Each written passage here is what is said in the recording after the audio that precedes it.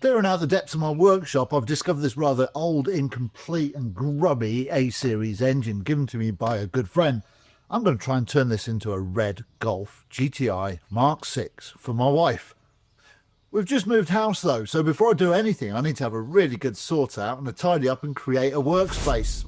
Welcome to Revive and Rev, where I look at affordable challenges and affordable cars and machines, some which may need a bit of tinkering and reviving before they get on the road. My first challenge is to try and please my wife, I suppose. She's always wanted a red Golf GTI, and after 25 years of asking, my lovely wife, I should probably give her one. A red Golf GTI, that is. The only problem is I've got no money, but what I do have is this old engine given to me by a good friend, probably some 15, 20 years ago. And it's been kicking around in my workshop for all those years, just collecting dust and grit and dirt and stuff. Can I recondition this engine and through a series of trades or swaps, somehow trade it up to a red Golf GTI? Now, if you do happen to know my wife, or you ever bump into her, please don't tell her. It'd be wonderful if it's a surprise for her in the end. That's if I can do it. Right, so we're on to the A-series engine. I've had a bit of a tidy up and we're organised, all ready to go. So you can probably tell already there's no rocker cover, no rockers. The head bolts aren't fixed on. There's quite a bit missing from the top of the engine, the push rods. So I'll need to source all that. Probably means the head's pretty loose. Yes, it is. So I'll lift the head off. I'll give everything a clean.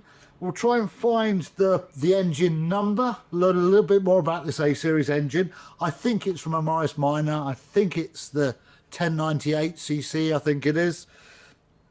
And we'll see if it turns over once I've lubricated the pistons. Ugh. The head came straight off, revealing quite a bit of a mess, but nothing scary. I then set about cleaning the top of the block and the pistons so that I wouldn't damage it any further when I attempted to turn it over. I used an old toothbrush, some disposable cloth and some engine degreaser. Nothing abrasive, so that I wouldn't scratch or score the cylinders or mating faces. During this process I carefully removed the metal head gasket.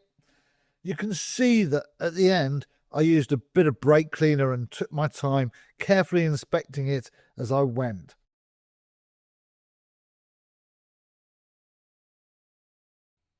Don't worry, that's not my wife's vacuum cleaner. I'm not in trouble. So I've taken the head off, given it as much of a clean up as I can. The vacuum cleaner, some other cleaner, detergents, degreasers. I'm going to just drop a little bit of oil into the pistons and then I'm going to see if it turns over. I can't see any reason why not. I can see some scoring in a couple of the cylinders. It's not too bad. It's not too bad if I'm honest. But certainly that would be something I would like to look at and address as we rebuild the engine. I've also uncovered the engine number, so we'll look that up and we'll find out what we can about this engine. That's quite a bit. Right, let's see if this turns over. Yes, it's turning. It's turning quite nicely. That's great news. That's great news.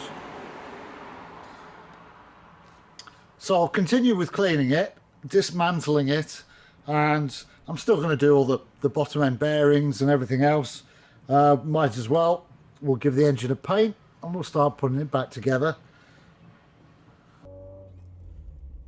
Yes, I know, it's an MGF. What am I doing with one of these, I hear you ask? Don't worry, we'll get back to the A-series engine in a minute. I bought it about 20 years ago for my wife, and of course I would say that, wouldn't I? And it came from near the seaside, so it suffered with a bit of rust, as British cars tend to do really well. And since then I've used it to practice techniques on, such as welding and brake pipes and stuff like that. Last week I took it for its MOT, and that's given me quite a list of jobs to do, so I've got to get cracking with those. Funny thing is, I parked it in the Audi car park before I went to the MOT test centre. And while there, some poor chap borrowed his wife's nice Volvo C90 or whatever it was, and left the handbrake off, and it rolled into the side of this one, leaving a dent across a couple of panels on the other side and a scratch. It's not that pretty though, let's be honest, and I do need to do the body work, and that will be the last thing I do on this. Now, I can't pretend I don't have any affection for this car. I secretly do, but please don't tell anybody. It's taken me across Europe and on a couple of adventures, and I'm become particularly fond of the VVC variation of the K-Series engine, which of course I've had to rebuild the head and replace the head gasket on, but, you know, it's running great now. What isn't so great is the suspension, and you might be able to see it's sitting slightly low. It's hydrogas suspension, and I've got to replace the hydrogas units. They don't make them anymore. Right, so let's get this MOT sorted and get back to the A-Series engine.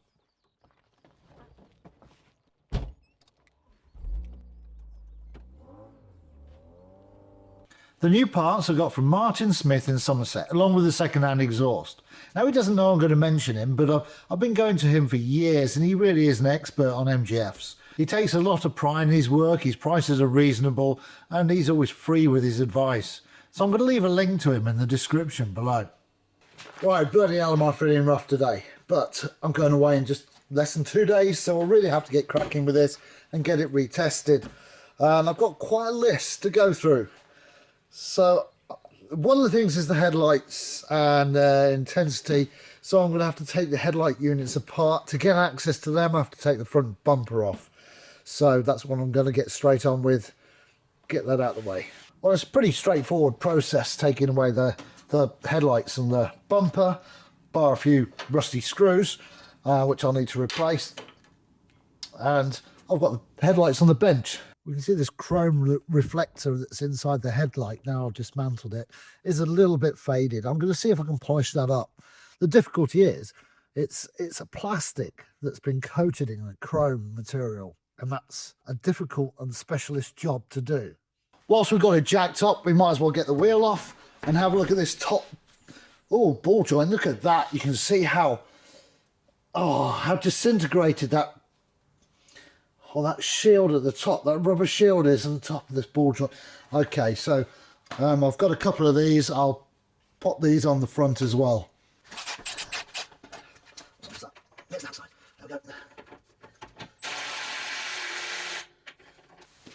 There we go. We got that off. Get a bit arsey because I haven't got all my tools here. Most of my good tools are in the workshop, but I did have this, so that's really helped. Great. Okay.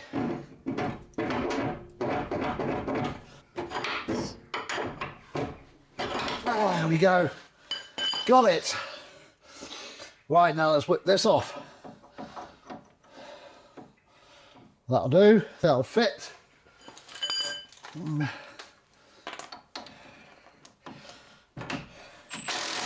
Up. Right, there we go. There's our, look at that. And obviously that lets dirt and water in, and eventually it will fail. So that's its MOT failure. The ball joint's in pretty good condition though. Right, here's another one to go in. I'll probably put just a tiny bit of copper grease in there just before fitting that on with a new washer. There you go, tiny bit of grease. Just smear it around in there. We don't want these things seizing on, rusting on. Enough bloody rust on this thing as there is. Okay, go.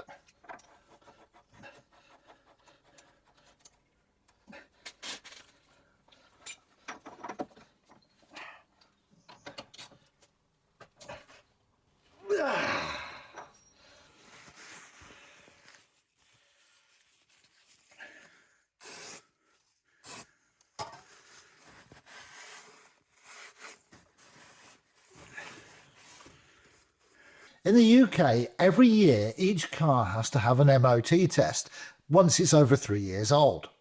The idea of the MOT test is to keep dangerous and excessively polluting cars off the road. It's not foolproof, and it is your responsibility of the driver of any vehicle to make sure that car is roadworthy and safe. The term MOT test comes from the old Ministry of Transport, which is a predecessor to the current Department of Transport. MOT tests are currently issued by the Driver and Vehicle Standards Agency, the DVSA.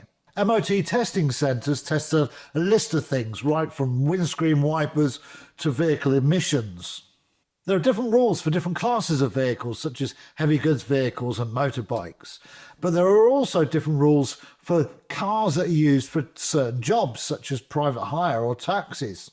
Historic vehicles are over 40 years old and haven't had any major modifications in the last 30 years are exempt from the MOT test. It's still your legal responsibility, though, to ensure the car is roadworthy, and I personally strongly recommend you take your vehicle to a specialist classic car MOT centre and still have it MOT'd. Right, the next day, I've got the car back together. I'm still feeling rough, by the way. Anyway, we've got the car back together. The lights are done, they're cleaned. They'll replace the two H1 bulbs in each lamp. And I've checked the alignment against the wall. It's the best I can do. Might be lucky, it might pass. We'll have to see. So now, with the ball joints done at the front, the wiper blades done, the headlights done, I now need to do the rear section of the exhaust. So there are a couple of holes in the rear section of the exhaust, and I'll show you when I take that off in a minute. And that's caused it to fail on the emissions. Well, I hope that's the case. I'm going to give it a quick service as well if I've got time. So I'm going to turn the car around and get on with the exhaust. Right, it's all safely jacked up and on axle stands, so I can get cracking with the rear section of the exhaust. There's also, a couple, I say, probably about 15 bolts I've got to put in a tray in the middle as well. That just reinforces the structure. They've got corroded and lost and things like that on the way, so we're going to replace those. And then the MOT centre, well, I'm going to have to leave for that in about, in about half an hour. Can I do it? Right, job's done, exhaust has dropped out, and if I flip it over, we can see here and here it's blowing. Oh, look at that. But it's pretty rotten. There, it's blowing, but part of the problem is because of the low suspension, it's been knocked. It's been bashed and knocked, and so I really do have to sort out the suspension.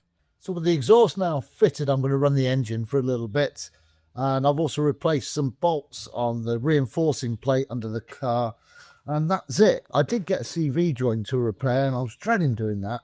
It's a messy old job. And I just realised it's actually an advisory. So with time against me, I'm going to take the car for its MOT today. I'll get this done more or less straight after. My goodness, what have I done? It looks like the second-hand exhaust I've got is actually a Boy Racer exhaust. Listen to this.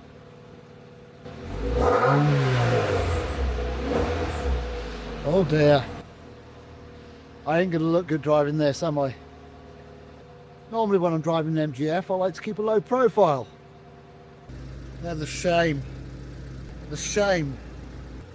Shame.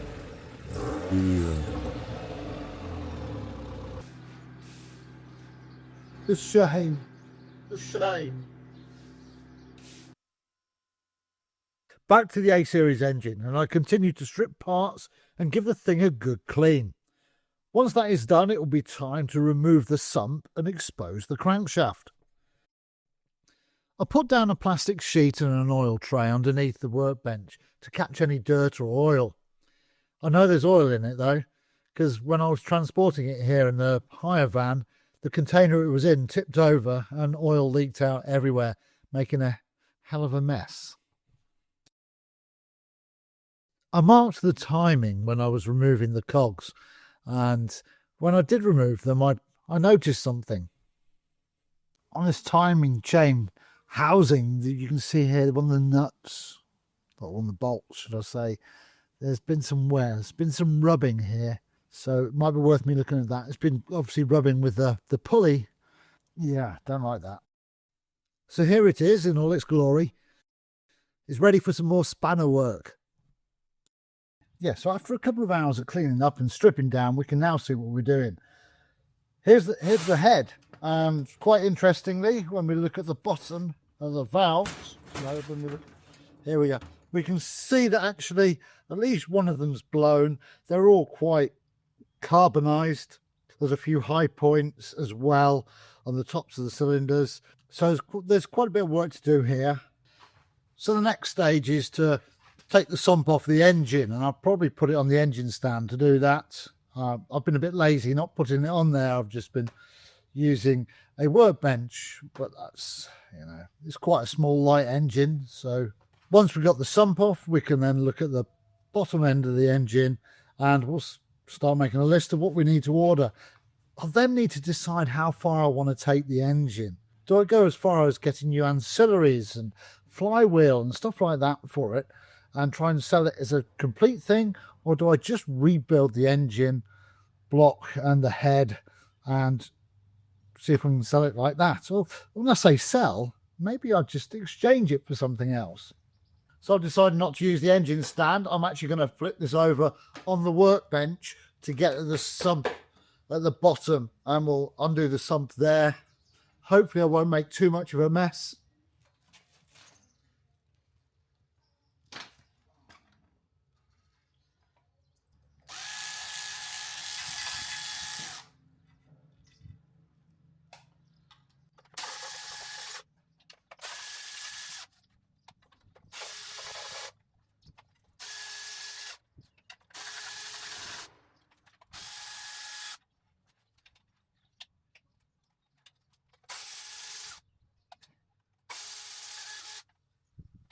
What I have discovered on this engine is there's an awful lot of silicon sealant and horrible stuff like that being placed, particularly around the housing for the oil filter and various other areas.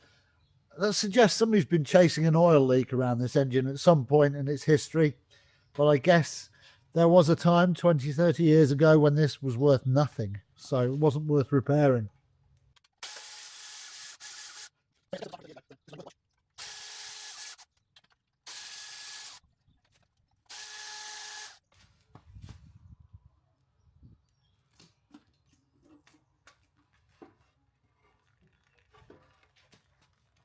So what we now see is the connection to the oil pump, which we will remove, and the crankshaft, and we can have a good inspection of that.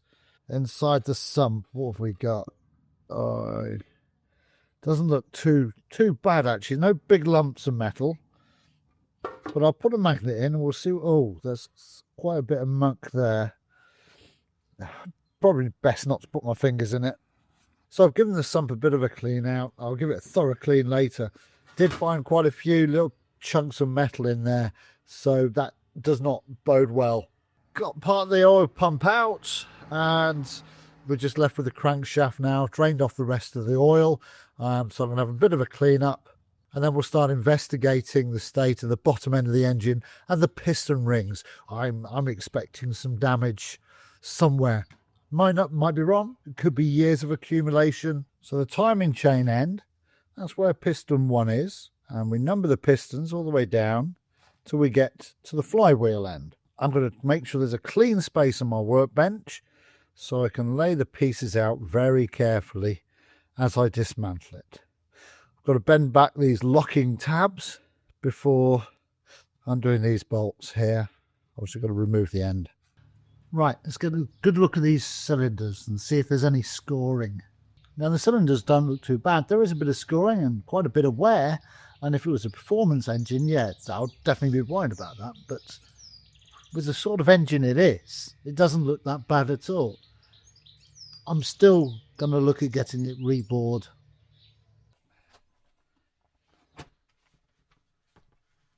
Some of the piston rings disintegrated, and I suspect that they were the cause of the bits of metal in the sump. Inspecting the shell bearings, they seemed quite good, but I'm still going to replace them. The next step is to take the block, head and crankshaft to an engine specialist. So the MGF passed its MOT with the expected advisories, but it still needs quite a bit of work before it's fit for any adventures, particularly that suspension. The engine's gone to Rotherham Engine Supplies. They're expert precision engineers, and they know what they're doing. I did check the mating faces with metal ruler to check that they were pretty level and not distorted, warped in any way, and that they're good. So they'll get a bit of a skim. We had a look through the pistons and had a chat there about the the cylinders, and they're gonna take a look. They'll also measure the tolerances on the crankshaft. They'll probably get a polish. Hopefully, a bit of, you know, just a bit of honing on the cylinders will be enough, but maybe they'll have to rebore. We'll see. Then they're going to do the valve seats and ensure the head is suitable for unleaded fuel. I'm expecting all the work and all the parts that I'm going to need to buy, and it looks like I'm going to need to buy new pistons as well as bearings and everything else, as the push rods, the rocker assembly and the rocker cover. I reckon it's all going to come to about £1,000. So my fingers are crossed there is some profit in there that I can put towards the Golf. So I'm just waiting by the phone now to see what happens and see what it's going to cost me. Thank you so much for watching this far. I really appreciate it. There are other ways of supporting the channel if you want to look in the description, but I just appreciate it. Just a thumbs up, a like and a comment. Thank you. See you next time.